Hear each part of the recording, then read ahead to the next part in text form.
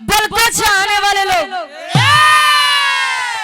दादा वीर बजरंगबली के पूजा आराधना वंदना करत हैं। बात मेहरारू चाहे वाले हो नहीं इनके बाबू के नहीं हो जिके मेहरारू के चाहत बाबू अगुआ के पूजा करत है। अब अगुआ तो जाना था एकदम खत्म हो गई। जब से मोबाइल आई के बाद तब से देखता दुल्हे पाकिस्तान से चली आवती है। वाह वो सूत बियाज लई के आवत है तो का नहीं पता वो का गाय जहाँ जाते हैं वाह सांड पीछे पीछे टहलते हैं। सुधर जाए ए भैया वैसे ना हम पढ़वैया लिखवैया और चढ़वैया के था गाड़ी की। हाँ ड्राइवर लोग जब स्टीयरिंग पकड़ा थे ए माई ए माई माई शेरा वाली के नाम लेके चढ़त है कहीं माई जैसे तहार नाम लेके चढ़त है। हाँ माई 36 घंटा हम चढ़ई रही। अच्छा इतना दूर में कहाँ पहुँचबो? अरे तेन की नाइट ड्राइवर है तो पहुँचू जाए जहाँ जाए के बाद। ए भैया वैसे ने हम पढ़वैया लिखवैया संगीत से प्रेम रखे वाले लोग माई बीड़ा वादनी सरस्वती जी के पूजा आराधना वंदना करी थी। अब गुरु जी तनी वंदना के लाइन से और आप स्वागत की कड़ी में सम्मानित हृदय के गार्जियन जी धर्म के हमारे बड़े भैया आदरणीय आप वेद व्यास यादव जी। अरे भैया वो नहीं पहले जौन बाबा हाँ सम्मानित आप वेद प्रकाश यादव जी सुंदर पुष्प पंखुड़ियों में गुथा हुआ हार एक अंग वस्त्र और 500 रुपए देकर सम्मान किया और पूरी पार्टी का भी सम्मान किया। और बिरहा जगत के बहुत ही सुंदर कलाकार रानू यादव भैया जी सुंदर पुष्प पंखुड़ियों में गुथा हुआ हार और 100 रुपए का महान आशीर्वाद के सारे। अब गुरु जी तनी वंदना के लाइन से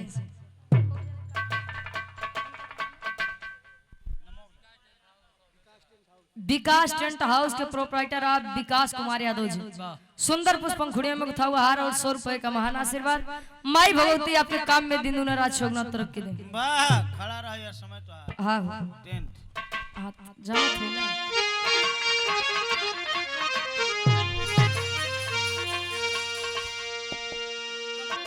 हारमोनियम जाए जाए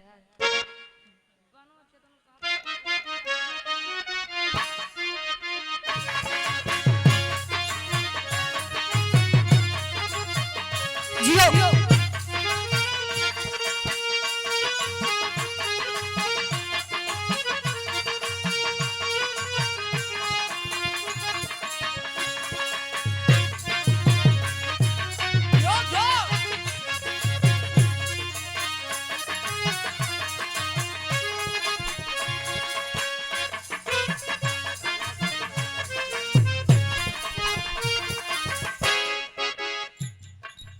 सम्मानित हृदय के गार्जियन जी आप कैलाश नाथ यादव जी सुंदर पुष्प पंखुड़ियों में गुथा हुआ हार और 200 रुपए का महान आशीर्वाद रावत पर अमेठिया से गार्जियन जी के द्वारा सम्मान हुआ। आशीर्वाद के सारे एक स्वर में सबके नमस्ते प्रणाम स्वीकार हो।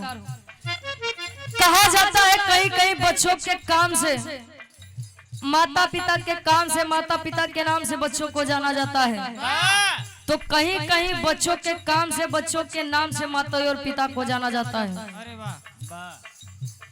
आप बिरहा सम्राट स्वर्गीय गुरु आप हैदर अली गुरु जी लव कुश कांड में अपने दोनों बच्चों को देख कर गाए कहे लव और कुश को देख के कहे कैसे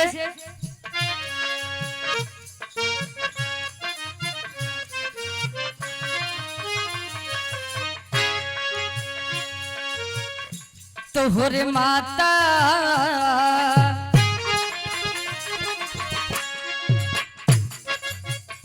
तोहरे माता पिता के धन्यवाद बा तोहरे माता पिता के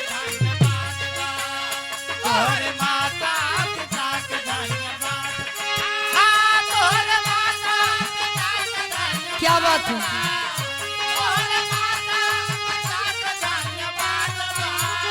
तोहरे माता पिता के धन्यवाद बा तोहरे माता पिता के धन्यवाद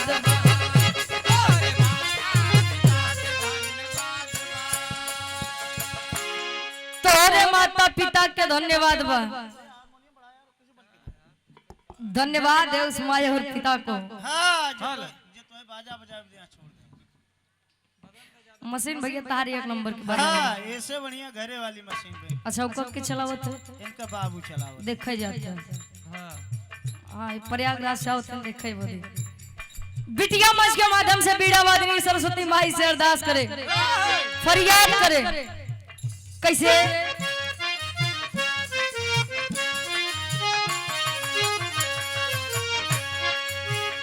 माई बिटिया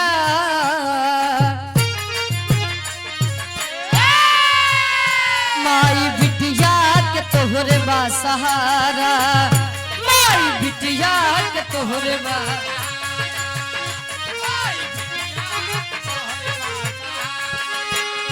गीत संगीत स्वर ले सवारा, माई हो गीत संगीत स्वर ले सवारा, माई बिटिया के तोहरे बा सहारा, माई बिटिया के तोहरे बा।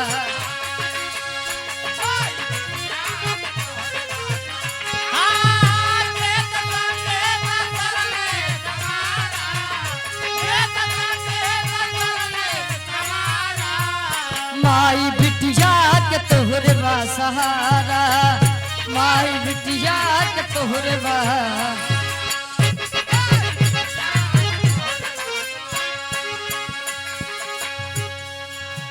गीत संगीत स्वर ले समारा, माई बिटिया के तोहरे बा सहारा। माई ए माई आवा हो माई। जैसे हर महफिल में आई के लाज बचाओ भवानी, वैसे में आप पावन पवित्र ऐतिहासिक धरा पे आवा।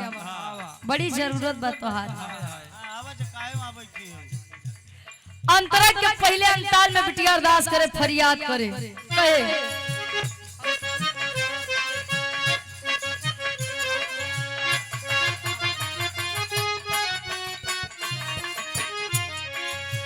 अंक में उठा लमाई दिलवा के आसबा, अंक में उठा लमाई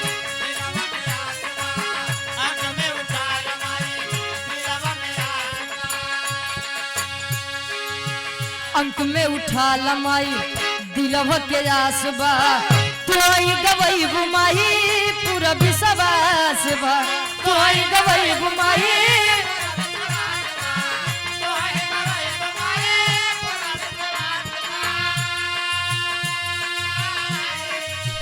अंक में उठा लमाई दिलवा के आसबा। तुई गवई बुमाई पूरा विश्वास बा। चमक सोहरत गगन जैसे तारा, चमक सोहरत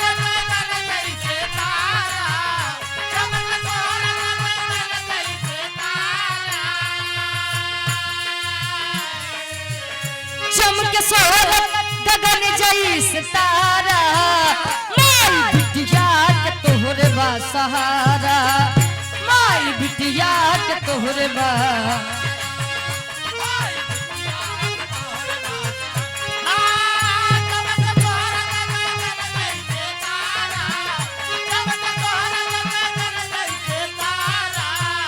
माई बिटिया के तोहरे बा सहारा, माई बिटिया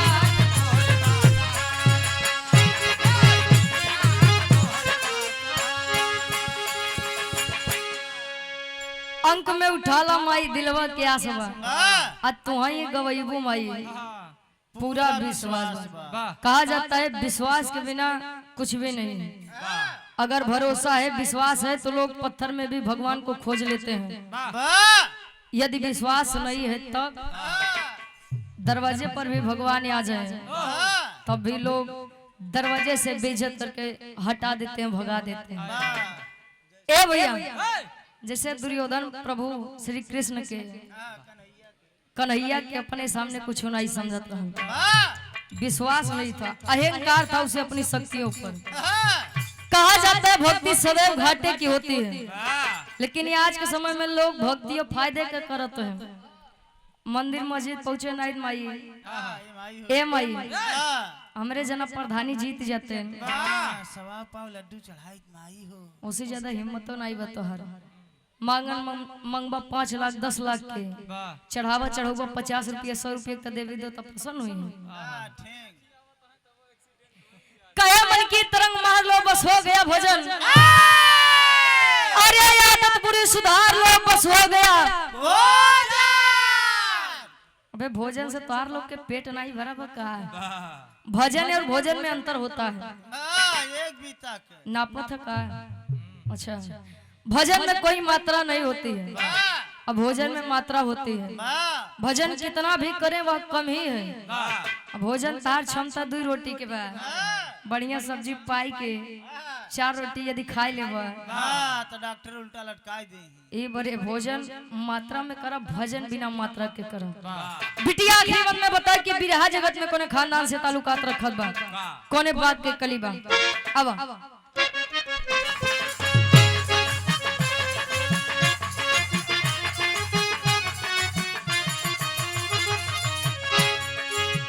गुरु बिहारी राम लाल हरिसाए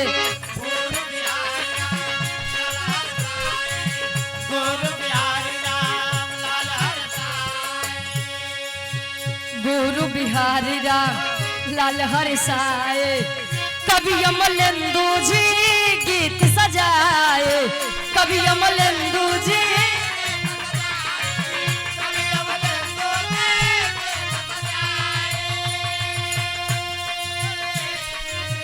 गुरु बिहारी राम लाल हरिसाए कभी अमलेंदु जी गीत सजाए गावे रुचि याद तोहरे बा सहारा गावे रुचि याद तोहरे बा सहारा गावे रुचि याद तोहरे बा सहारा गावे रुचि याद तोहरे बा सहारा अरे माई महफिल माई महफिल में बिटिया के उबारा माई महफिल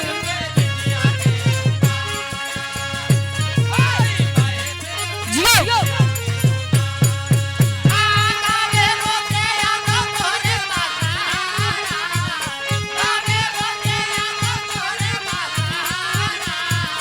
माई महफिल में बिटिया के उबारा माई महफिल में बिटिया के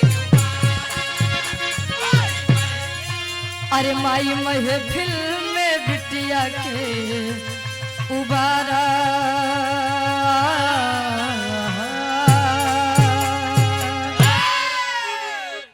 माई के बखान माई के वंदना हो गया तब बाबू वाली कैल भैया